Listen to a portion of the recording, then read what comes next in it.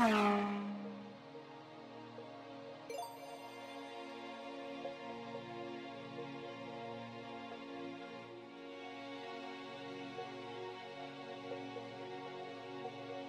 we are hoping that you watched our review of the UM Renegade Commando, as today on CredR we bring to you its stylish sibling, the Renegade Sport S.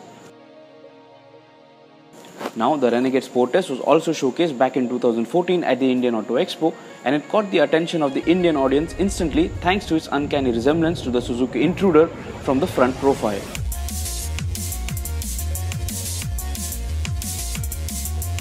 The Renegade Sport S is priced at Rs 1.75 lakh ex-showroom Thane, which is 7,000 rupees cheaper than the Renegade Commando. Now, we are curious why it isn't the other way around, as the Sport S has a few extra niceties as well. Let's quickly wrap up what we like and what could have been better on the Renegade Sport S. Here's what we like. First, the styling. The bike looks fantastic in the dual-tone paint scheme. Second, the ride quality is up to segment standards. Third, the large 18-litre fuel tank capacity is ideal for highway cruising. Here's what could have been better on the Renegade Sport S. First, the braking feel, especially on the front disc brake. Second, a louder exhaust note might have helped gain more attention. Third, plastic quality, which feels a little cheap in a few areas. The Sport S at the front end has a dual-tone medium-sized headlamp fairing, which is reminiscent of the Suzuki Intruder. This really leaves a lasting impression for the Sport S whenever you see it on the streets. Then you have a wide flat handlebar, which is unlike its sibling, which has a pulled-back unit. The speedometer on both bikes is the same and has a blue backlit and displays data including gear indicator, fuel gauge, trip meters and the odometer. There is also a USB charging point on the speedometer for you to go that extra mile for your smartphone.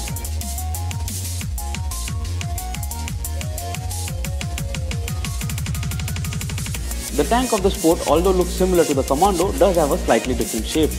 It also sports a UM badge on the fuel tank and a unique shroud below with LEDs. These LEDs increase the lateral visibility for sure, but also work as turn indicators when the function is used.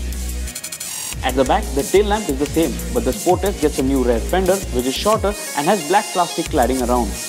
Even the front fender on the Sport S is smaller compared to the Commando. The Sport S also gets the same seats with a pillion backrest as standard.